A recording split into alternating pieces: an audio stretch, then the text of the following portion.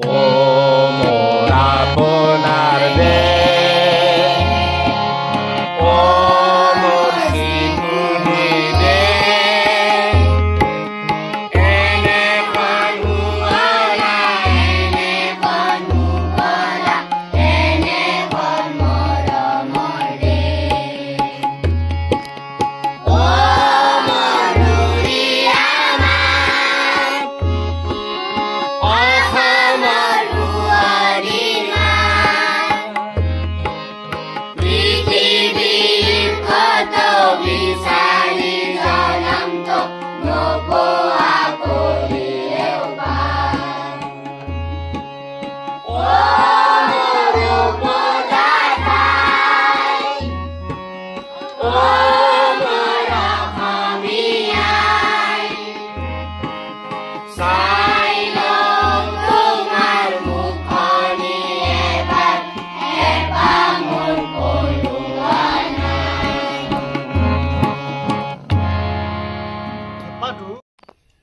তোমালোকে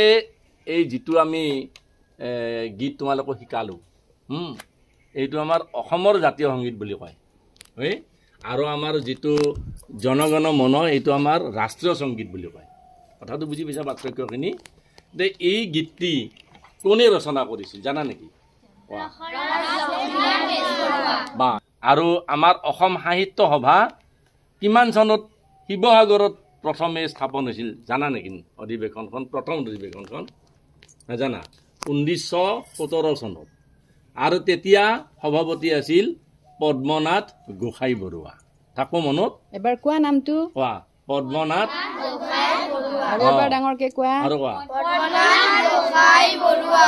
থাকবো গোহাঁই আৰু গোহাঁই কিন্তু দুটা শব্দ দেই এওঁ কিন্তু গোহাঁই হে পদ্মনাথ গোহাঁই বৰুৱা দেই থাকো না মনত আচ্ছা তেতিয়া আমাৰ অসম সাহিত্য সভাই সেই দিনৰ পৰাই এই গীতটি আমাৰ পৰিবেশন কৰি আহিছে থাকবো মনত কেতিয়া পতাকা উত্তোলনৰ সময়ত থাকো মনত তোমালোকৰ আৰু সভা সমিতিত অসম সাহিত্য সভাৰ সভা সমিতিত গায় সেই গীতটো গায় কোনটো আমাৰ ধন্যে পুণ্যে হৃদ পাৱনী সেই গীতটো গায় চিৰচেনে সেই মোৰ ভাষা জননী সেইটো গীত আমাৰ সভা সমিতিত গায় আৰু এইটো পতাকা উত্তোলনত গায় গতিকে তোমালোকে মনত ৰাখিবা এইটো মানে বহুত বিতৰ্কিত হৈছিল সুৰটো লৈ শেষত কিন্তু একেলগে সিদ্ধান্তত উপনীত হৈছে একদম শেষৰ দফাটো ও মোৰ কি আছিল কোৱা ও মোৰ শেষৰটো উপজা ঠাই ও মোৰ উপজা ঠাই ও মোৰ অসমীয়াই চাই লওঁ তোমাৰহে মুখখনি এবাৰ হেঁপাহ মোৰ পলোৱা নাই এইটো ৰসৰাজ লক্ষ্মীনাথ বেজবৰুৱাদেৱৰ ৰচনাৱলীৰ পৰা একেবাৰে উদ্ধৃতি কৰা হৈছে থাকিল মনত এতিয়াও বহু অনুষ্ঠান প্ৰতিষ্ঠানত কিন্তু ভুলকে গাই আছে এইটো শুধৰণি আমি কৰিবৰ আমাৰ সময় হৈছে আমি যেটো শুদ্ধ অসমীয়া ক'ব লাগিব অসমীয়া ভাষাৰ আমি মানে বাহক বা স্ৰষ্টাসকলক আমি সদায় শ্ৰদ্ধা কৰিবই লাগিব